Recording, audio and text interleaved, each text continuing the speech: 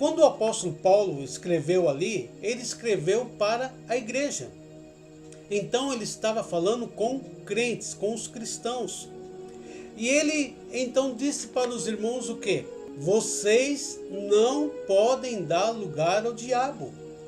É o interessante que ali no grego, dar lugar, significa você abrir uma avenida, você abrir um grande espaço, você abrir uma rua larga para que o diabo possa passar. Então, quando nós damos lugar, quando nós damos uma brecha para o inimigo, na verdade nós estamos dando espaço para que o inimigo haja contra as nossas vidas, para que o inimigo venha nos destruir. E eu quero te dizer que ele vai nos destruir.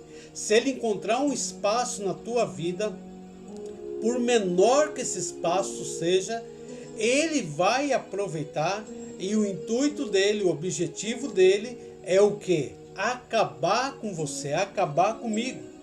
Então o diabo ele sempre vai fazer isso. Não é só o diabo, eu quero que você entenda o seguinte, que nós temos 3 inimigos terríveis. 3 inimigos que vão fazer de tudo para nos paralisar na fé, vão fazer de tudo para travar a nossa vida espiritual, travar o nosso crescimento espiritual, que são o mundo, o diabo e a nossa carne. Então, diariamente nós temos que lutar contra o sistema do mundo. Ontem eu disse o que? Quando Jesus ele está ali no capítulo 17 de João, orando, intercedendo pelos discípulos, ele fala para o Pai: Pai, eu sei que o mundo os odeia, porque o mundo me odeia, o mundo odeia o Senhor, então o mundo vai odiar todo mundo que o segue. Então nós temos o mundo com esse sistema anticristo, com esse sistema que não aceita as coisas de Deus. Nós temos Satanás, que ele não pode atingir a Deus, então ele vai fazer de tudo para nos atingir, ele vai fazer de tudo para destruir o homem. Por quê? O homem é a coroa da criação de Deus, o homem é a imagem e semelhança de Deus, então ele vai fazer de tudo para destruir. E nós temos também a nossa carne, porque a nossa carne ela não quer servir a Deus. A nossa carne ela tem prazer nas paixões, nos desejos carnais. Então ela vai lutar diariamente para que não sirva a Deus, não faça a vontade de Deus. Então entenda isso: 3 inimigos: o mundo, a carne e o diabo. O apóstolo Pedro, ele diz que nós devemos o quê? Resistir ao diabo. Que nós não podemos deixar o diabo agir contra as nossas vidas. Quando fala ali resistir, não é você ficar acuado num canto e deixando o diabo te dar a bordoada. Não, é você se posicionar contra o diabo.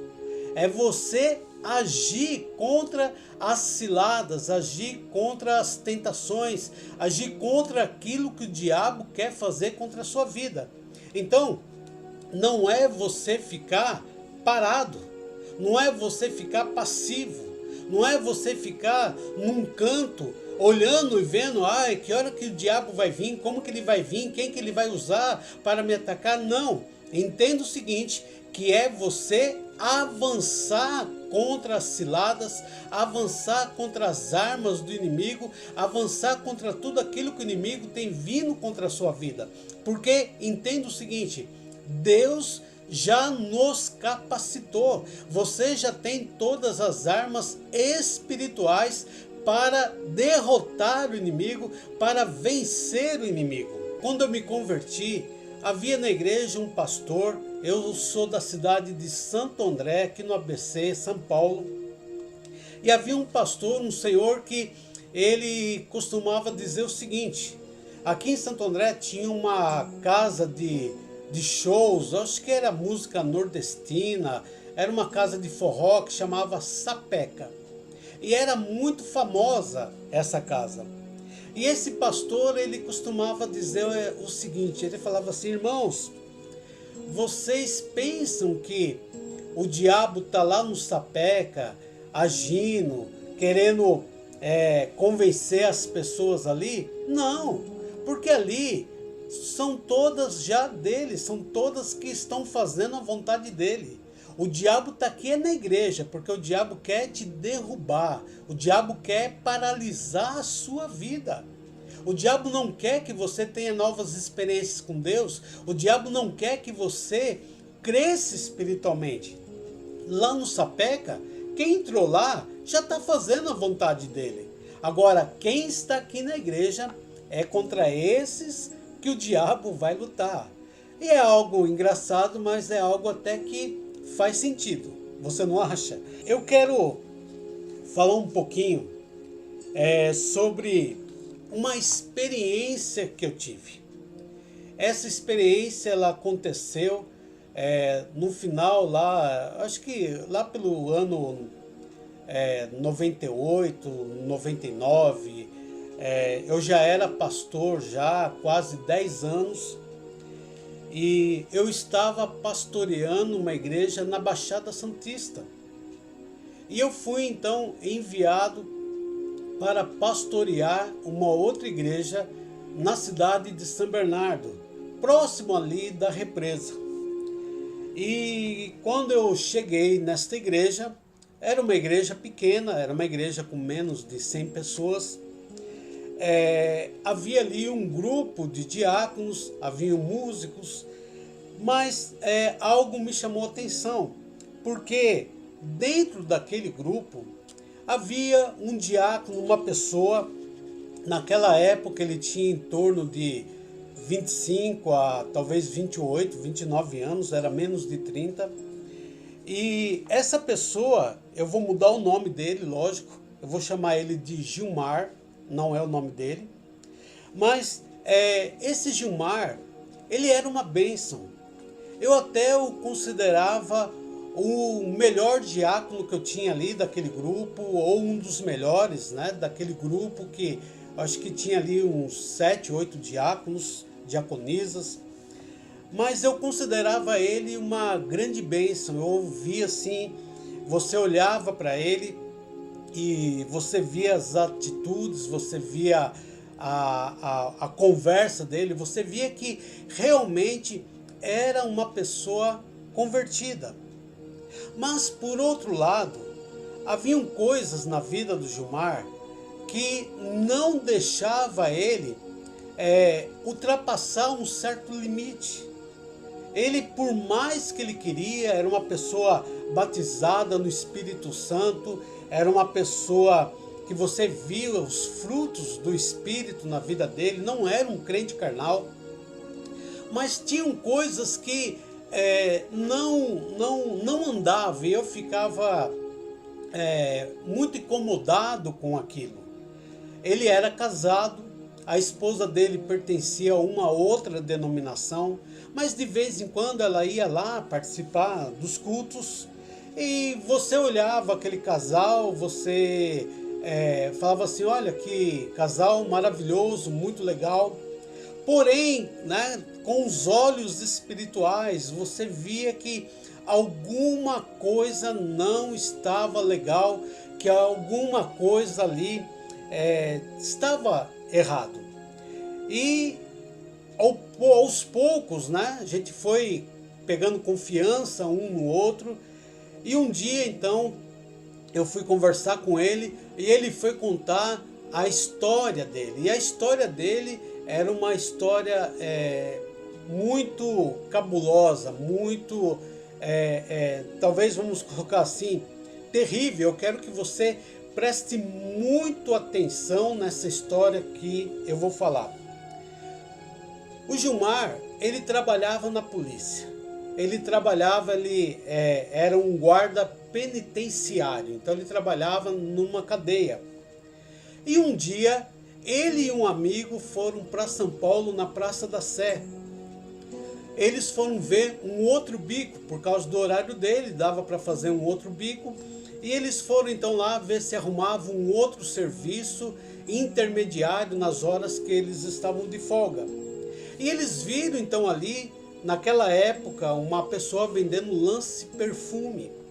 E eles foram lá conversar com esse rapaz e eles, a ideia deles era o quê? Que o rapaz apresentasse o fornecedor. Então, nós queremos comprar, mas nós queremos uma grande quantidade, não sei o quê.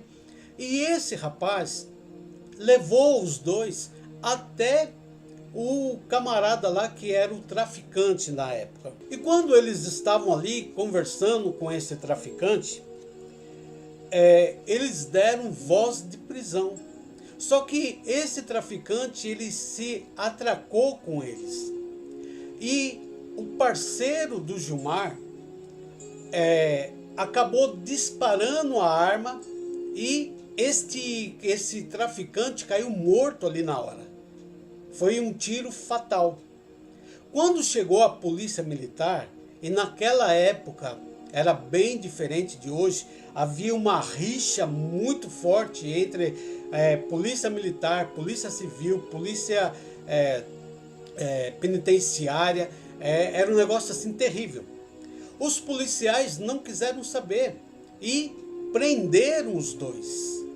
Então, eles foram presos e eles foram levados para a penitenciária ali do lado do Carandiru, que é para policiais. E eles então ficaram presos por 2 anos. Esse amigo do Gilmar, ele tinha uma condição financeira e ele então pagou um advogado. O Gilmar não tinha condição. E foi indicado então um advogado do Estado para o ajudar. Mas olha o que aconteceu. Depois de 2 anos, os dois foi liberado para responder em liberdade. Passado 3 anos, o que aconteceu? O juiz julgou e o juiz condenou o Gilmar. Por que que o juiz condenou o Gilmar? Porque o juiz falou que o Gilmar estava usando uma arma que não pertencia à corporação. Só que o amigo do Gilmar, que foi quem disparou a arma, quem matou o bandido, foi absolvido. Então, foi algo muito chocante. E eu tive acesso então à documentação e nós procuramos advogados para que a gente pudesse ajudar essa situação, porque era algo muito terrível. Como que ele, que não matou, ele foi condenado a voltar, ele tinha que cumprir, acho que mais 4, 5 anos de prisão. E o outro que foi o que matou, ainda que foi talvez legítima defesa, porque foi ali numa luta corporal, foi absolvido. Então, era algo que você olhava e você falava assim, não, isso não está certo. E o advogado, o primeiro advogado que ele arrumou, que era do Estado, disse o seguinte para ele, falou assim, olha, o juiz não abre mão. O juiz falou o seguinte, se você quiser recorrer quanto a isso, você tem que se entregar. Mas se você não se entregar, então nós não vamos fazer nada. O juiz falou assim, você vai ser procurado. E aí o que aconteceu? O Gilmar, ele estava nessa condição. Ele morava nessa região, próximo ali da igreja, mas ele não podia trabalhar fichado. Ele não podia ir em qualquer lugar. Por quê? Ele estava sendo procurado por algo que ele não fez. E ele falou assim, eu não vou voltar para a cadeia.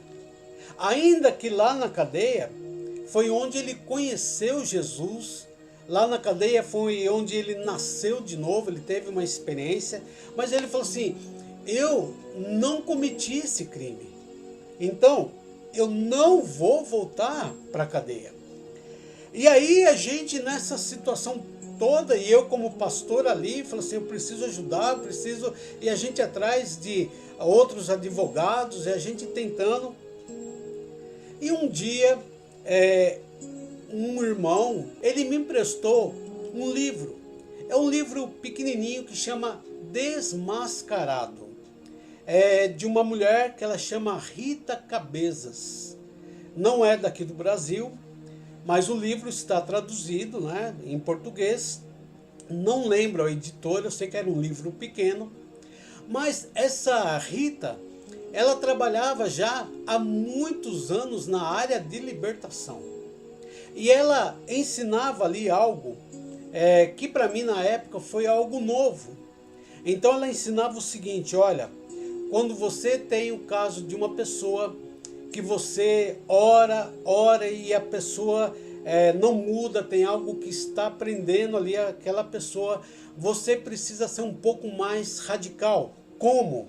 Ela pegava essa pessoa, ia para um local onde só os dois ficavam ali, e ela então começava a orar e ela desafiava aos demônios. Talvez desafiar não é a palavra certa, mas ela fazia com que se tivesse algum demônio dentro daquela pessoa, esse demônio se manifestasse sem violência. E ela então procurava saber o porquê que aquele demônio entrou na vida daquela pessoa. E ela pegava e anotava ali num caderno. Ela colocava então todas as anotações ali, e baseado naquilo, ela repreendia, ela expulsava aquele demônio. Primeiro de tudo, eu quero que você entenda o seguinte: eu vou contar essa história e não estou aqui incentivando ninguém a fazer isso. Eu sei que muitos pastores, muitos líderes dizem o seguinte: você não pode ficar conversando com o demônio, porque a palavra de Deus não ensina isso, você ficar entrevistando, ficar conversando e não sei o quê, né? E eu até concordo, tá? Esse daí foi um caso extremo. Tanto que em 30 anos de pastorado, eu fiz uma vez isso daí, talvez depois mais uma, duas vezes. Por quê? É um caso extremo. Porém, eu entendo que o diabo é mentiroso, que o diabo ele vai mentir, mas eu entendo também que debaixo de uma ordem dada ali por Deus, debaixo da autoridade que nós temos em Jesus, que o diabo ele tem sim, né? O diabo que eu falo, esses demônios, eles têm sim, eles são muitas vezes obrigados a dizer a verdade, tá? Então eu entendo dessa forma. E eu peço a você que não me julgue agora, não me condene, mas que você ouça essa história até o fim. No final, aí você pode falar o que você acha. Até eu vou pedir que no final você entre aqui nos comentários, aqui embaixo no YouTube, e você coloque qual foi a sua opinião, o que você achou disso, tá bom? Então, eu fiz ali primeiro, nós fizemos um mapeamento, nós fizemos ali uma situação da vida do Gilmar. Então eu anotei ali várias coisas e marcamos então para um dia, nós jejuamos, estávamos em oração e eu marquei então lá na igreja. Eu tenho 1,68 m. O Gilmar ele tinha 1,85 m mais ou menos. Era um camarada forte, alto. E falei assim: Gilmar, essa vai ser, vamos ver o que vai dar. Mas eu orei, eu creio que Deus falou comigo para usar essa estratégia. Então, vamos usar essa estratégia. E um dia lá marcado, então, entramos na igreja, fechei a porta da igreja e lá estávamos, né, nós dois, mais ninguém, eu, uma mesinha e o Gilmar sentado do outro lado.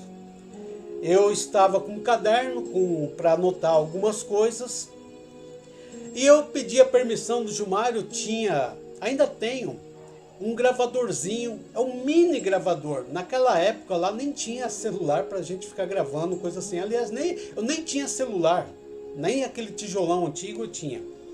e não tinha outras coisas para gravar.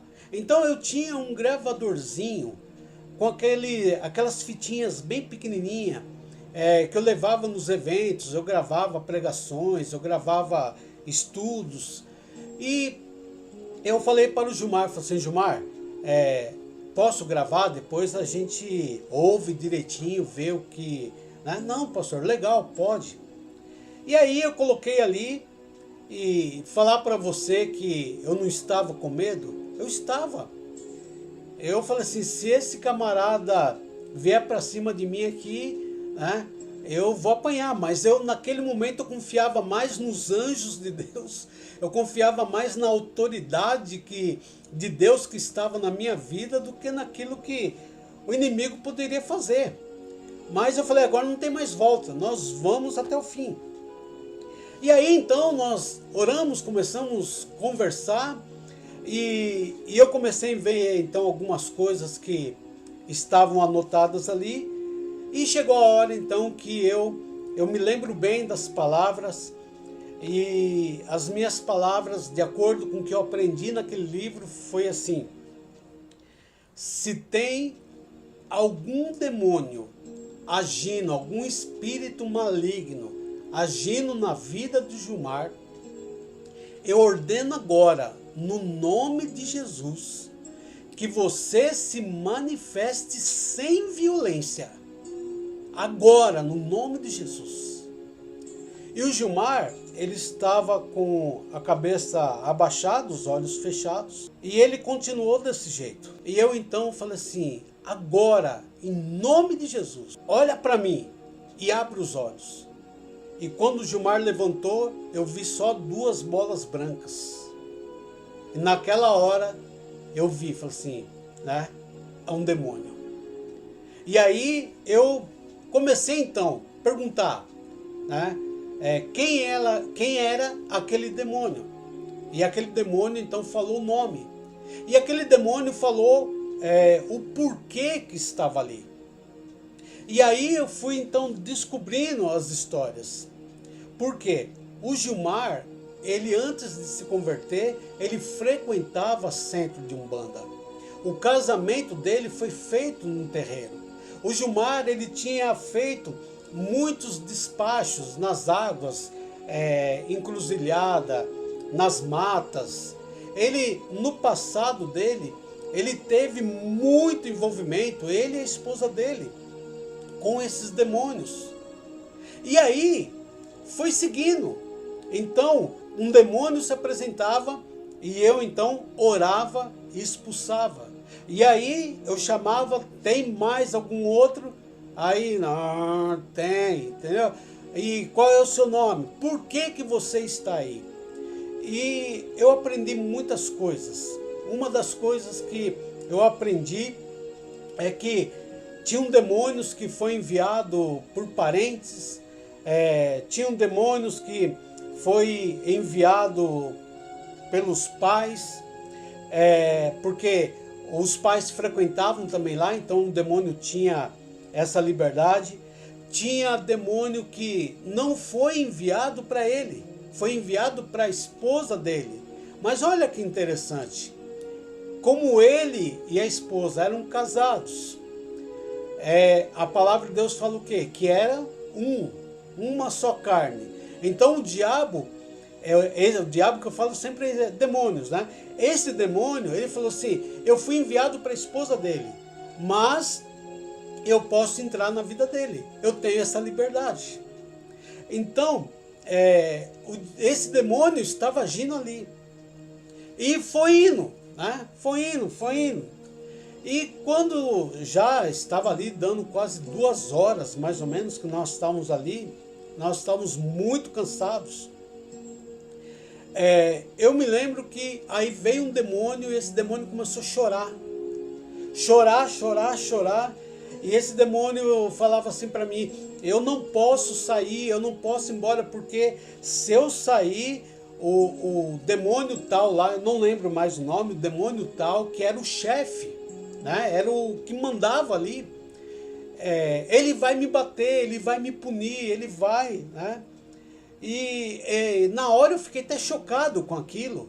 E aquele demônio chorando, chorando, eu não posso sair, eu não posso, porque senão eu vou apanhar, senão ele vai fazer isso, vai fazer aquilo comigo, porque ele é o chefe, e eu não posso, e na hora ali, eu falei assim, olha, não quero nem saber, você vai apanhar, eu só sei o seguinte, você vai sair agora em nome de Jesus. E saiu. E aí o último, então, era o chefe. E aí esse chefe, ele falou algo muito interessante, que depois de todos esses anos, eu não esqueço. Esse demônio, ele falou assim para mim que, e eu falo isso daqui com muito temor, porque isso não quer dizer que todos os juízes, todos os policiais, todas as autoridades estão nessa condição. Mas esse demônio, ele disse o seguinte para mim, que aquele juiz que queria a prisão do Gilmar, aquele advogado, aquelas pessoas que estavam envolvidas nisso, na verdade, todas elas pertenciam ao diabo. Ele dizia o seguinte para mim, esse demônio, eles são meus. O juiz é meu. O juiz, ele falava assim, o juiz está fazendo aquilo que eu quero. Por quê? Porque nós temos uma ordem que é para destruir a vida do Gilmar. A ordem que nós temos é para acabar com o Gilmar. Então o advogado ali, aquele policial, aquele outro não sei o quê, o escrivão, tal, todos eles estavam fazendo de acordo com o que eu mandei, porque o nosso objetivo é acabar com a vida do Gilmar, é exterminar o Gilmar. Este é o nosso intuito, é isso que nós temos trabalhado todo esse tempo. Nós não conseguimos ainda, mas nós não vamos parar, não vamos desistir. Olha que interessante, a esposa do Gilmar, uns 2, 3 meses antes disso, porque eles não conseguiam ter filhos. E ela então acabou tendo um relacionamento extraconjugal com outro policial, da onde ela trabalhava, porque ela trabalhava ainda na polícia. Ela ficou grávida. Então a situação ali estava terrível. E esse demônio, ele então disse, ele falou assim, olha, esta criança que ela vai gerar, é porque essa criança vai servir para sacrifício. Essa criança, ela vai ser entregue. Então, olha a situação, olha como que estava tudo isso. E aí, lógico, né? Eu expulsei esse chefe, não lembro, até não vou citar aqui se era esse, se era aquele, porque eu não lembro. E eu não tenho a gravação, porque lógico, nós ouvimos a gravação e eu não fiquei com ela. Eu entreguei para o Gilmar, falei assim, ó, Gilmar, tá aqui, depois você faz o que você quiser, é algo da sua vida particular, eu não vou usar isso daqui para nada. Eu sei que o Gilmar, ele falou assim, olha, pastor, eu nunca dormi como eu estou dormindo hoje. A minha vida está muito leve, eu estou... é algo que eu não sei falar, mas a minha vida é outra. E aí eu saí daquela igreja, não vi mais o Gilmar, não soube da história dele por um tempo.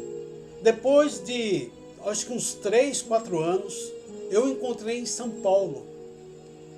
E ele estava, você via que era outra pessoa, e ele falou assim, pastor, Deus mudou a minha vida totalmente, eu hoje sou um empresário, Deus colocou uma mulher maravilhosa na minha vida, estou noivo, nós vamos casar no início do ano que vem, e a minha vida, né, ela depois daquilo ali, ela prosperou, e a minha vida em todas as áreas, Deus abriu e graças a Deus eu arrumei um advogado bom, nós conseguimos entrar ali Estou aguardando ainda uma resposta da justiça, mas a gente já sabe que vai ser uma resposta bem diferente, eu não vou ser preso. Então, olha o que Deus fez. Eu quero te dizer que, antes de tudo, né, como eu repeti, eu não estou incentivando você a ficar conversando com o diabo. Eu não estou incentivando você a fazer libertação nesse nível, né? Mas uma coisa eu sei, que aquela pessoa, Gilmar ali, ele precisava passar por aquilo. Eu não quero aqui causar nenhuma polêmica, eu não quero entrar em questões, mas naquele dia foram 28 demônios. 28 demônios. Eu não vou dizer aqui, porque a grande questão é, mas crente, se o crente for cheio do Espírito Santo, ele não pode ter nenhum demônio. Como que o camarada era crente e o camarada tinha 28 demônios? Eu sei que muita gente vai julgar e é difícil isso, tá? Eu só sei o seguinte, que as obras que o Gilmar demonstrava na igreja era de uma pessoa salva, de uma pessoa que nasceu de novo, de uma pessoa que era batizada no Espírito Santo. Eu não creio que o Gilmar ele estava possuído por esses demônios. Mas uma coisa eu sei, que haviam brechas na vida dele, que permitiam que esses demônios o atacassem, que esses demônios o oprimissem. É muito difícil isso. Eu quero que você entenda que o mundo espiritual, é difícil a gente chegar e falar assim, não, olha, a situação era assim, o Gilmar não era nem convertido. Você estava enganado, entendeu? O camarada para estar nessa condição, ele não era convertido, não. Isso aí é impossível que uma pessoa esteja nessa condição e ela seja uma pessoa convertida. Eu estou te dizendo que a experiência, o que eu conhecia, o que eu via na vida dele, tanto que eu o considerava um dos meus melhores líderes ali na igreja. E as demais pessoas, os demais irmãos ali daquela igreja, o respeitavam também. Não tinha nada na vida do Gilmar que pudesse colocar e falar assim, não, olha, esse camarada aí não é crente, esse camarada aí é carnal. Não tinha nada. Tanto que nós, lógico, nós não contamos essa história, esse momento de libertação para ninguém. Isso daí ficou entre eu, Gilmar, a esposa dele que sabia, a minha esposa. E o Gilmar tocou a vida ali, né? Ele continuou ali participando da igreja, né? Então, entenda isso. O mundo espiritual é muito difícil, queridos. Eu vou contar muitas histórias que eu vivi, muitos momentos que eu vivi, que ainda hoje eu fico pensando, puxa vida, eu passei por aquilo mesmo. Aquilo é algo que realmente acontece. Então, eu quero dizer para você, não julgue, não fique olhando para as pessoas dentro da igreja e tentando achar demônios, como um pastor ele falava, não fique procurando demônios em fechadura de porta. Então, não fique achando que todo mundo está endemoniado, todo mundo tem. Só que eu quero te dizer, um dos principais dons que um pastor precisa ter é o dom de discernimento espiritual. Muitas vezes você vê uma pessoa dentro da igreja e você olha e você fala assim, olha, essa pessoa é maravilha, o casamento, a vida dela, que coisa, né? Só que às vezes não. Por quê? Quando a gente tem discernimento, Deus ele vai mostrar que existem certas coisas que estão prendendo, certas coisas que estão roubando. É como o Gilmar. Ainda que o Gilmar ali, a vida espiritual dele até certo ponto era algo muito bom, mas a vida amorosa, a vida conjugal, a vida profissional, a vida financeira, elas estavam amarradas, estavam presas, estavam travadas e precisava ser destravadas essas áreas. Por isso que eu tenho falado, por isso que eu tenho ensinado isso. Eu vim para a internet, eu vim ensinar, porque durante todos esses anos, são 34 anos, mais de 34 anos que eu sirvo a Deus. São 29 anos de pastorado.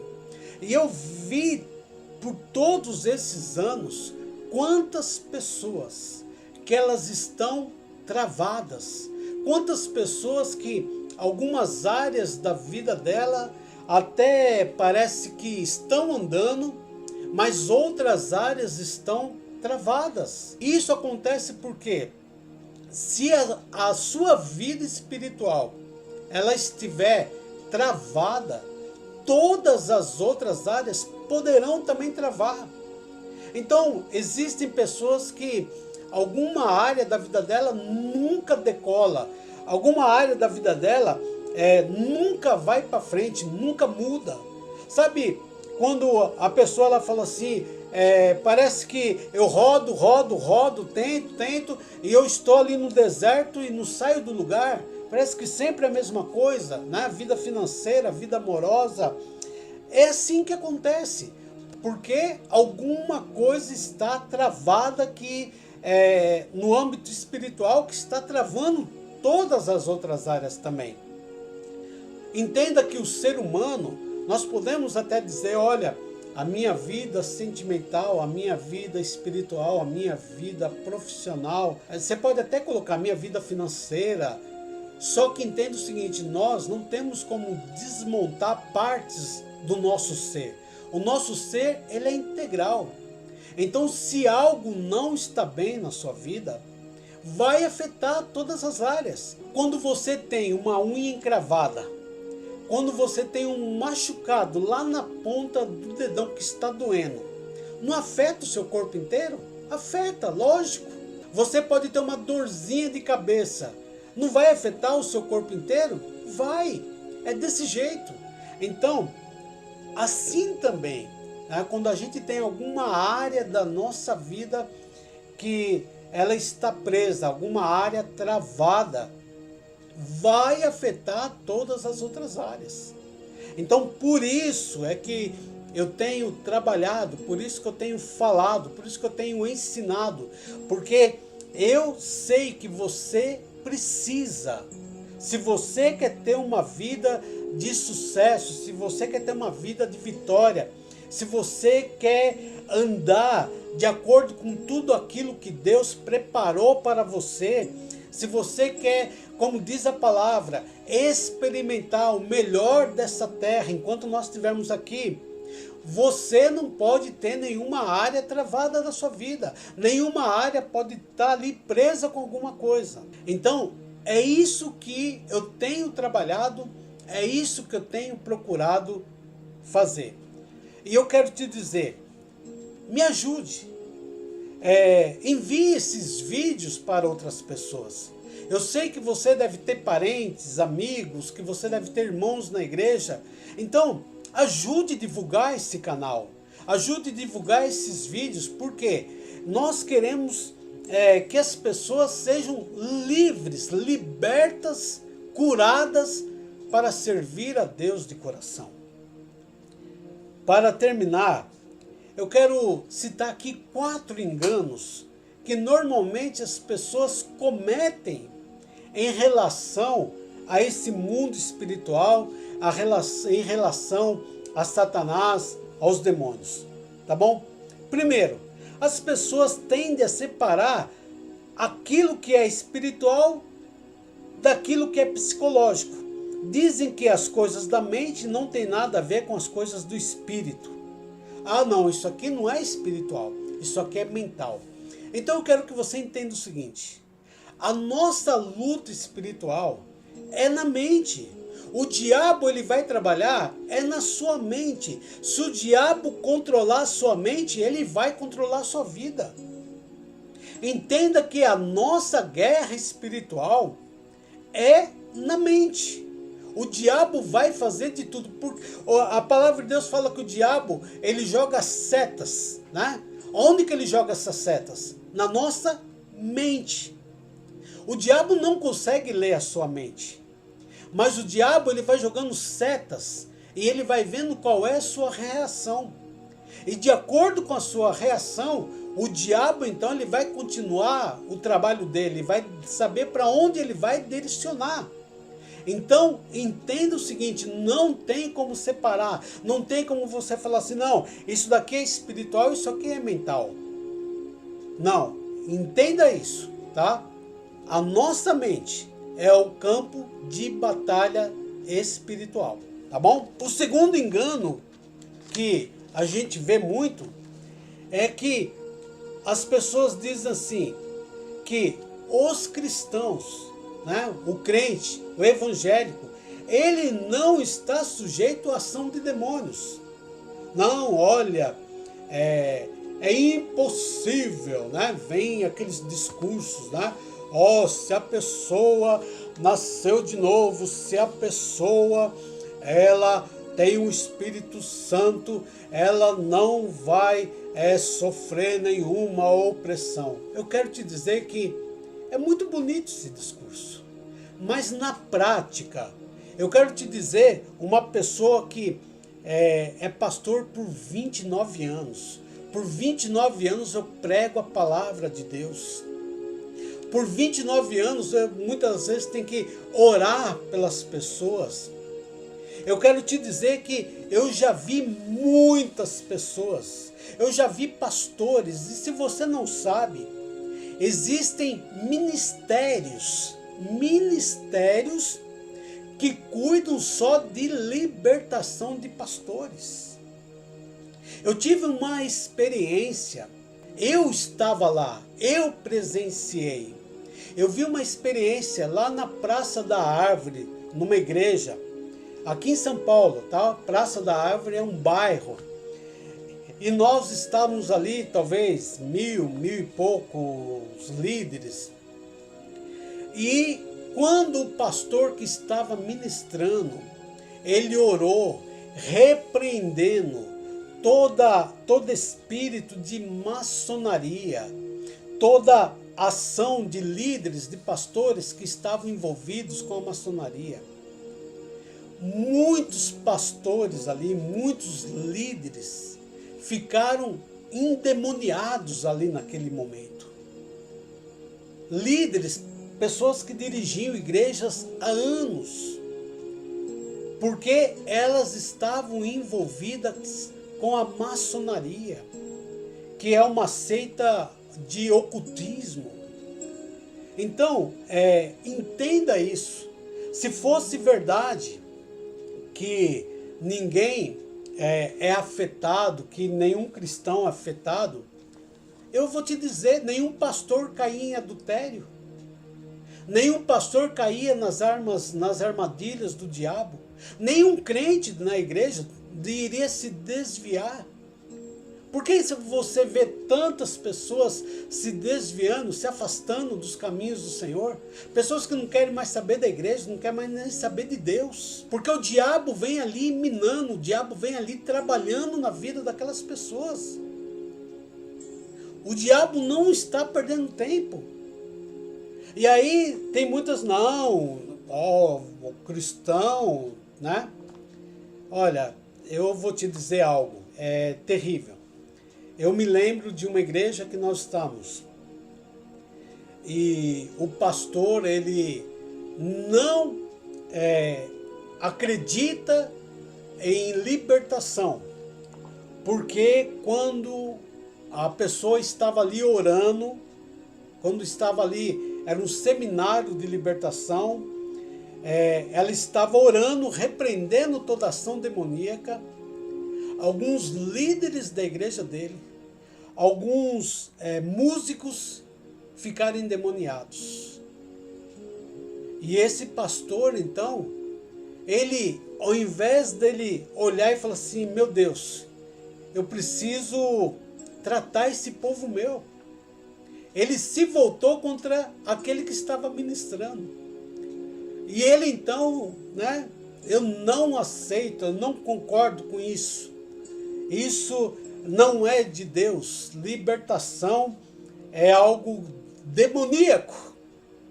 E ele então se fechou para esse ministério. E ele preferiu então, não, olha o que aconteceu com você, falando com os líderes, o que aconteceu com você foi algo mais mental, psicológico, do que algo espiritual, Não fique frustrado, não fique triste. Vamos seguir a vida. Então, eu digo para você que é muito triste essa situação.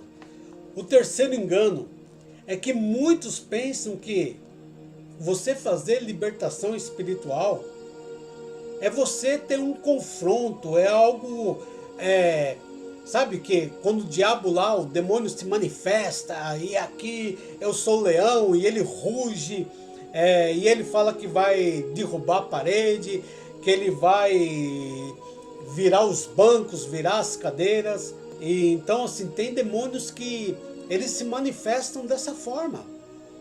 E tem pessoas que acham que é só desse jeito. Mas eu quero te falar, que muitas vezes, ali no silêncio, você percebe, Você percebe nos olhos da pessoa que está se manifestando ali um demônio. Você se percebe no jeito da pessoa, na maneira do corpo da pessoa, você percebe que está acontecendo uma manifestação. Até às vezes pela saliva, às vezes pelo cheiro, Eu não vou entrar aqui em detalhes, mas são coisas muito profundas. Então, não precisa ter um confronto onde você vai lá e coloca a mão e começa a gritar, eu repreendo. Não precisa disso, tá bom? Não há essa necessidade. Nem sempre vai ser dessa forma. E para terminar, o quarto engano é que para muitas pessoas os demônios só eram ativos na época de Jesus. Então eles dizem, não, naquela época Jesus veio aqui na terra, então Jesus assim cutucou, então precisava que os demônios se manifestassem. Mas hoje não precisa mais disso. Hoje os demônios não se manifestam mais. Isso daí é só lá no centro de Umbanda, é só lá não sei aonde que os demônios vão se manifestar, só se eles forem convidados, porque isso não acontece mais. E sabe o que os demônios fazem?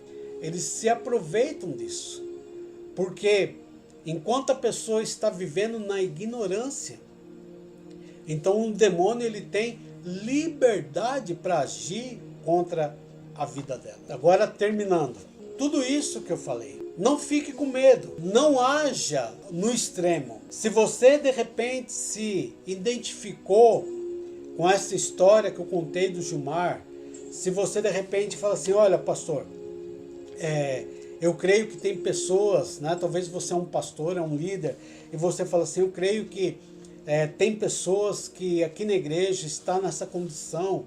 O que eu faço, procure esse material.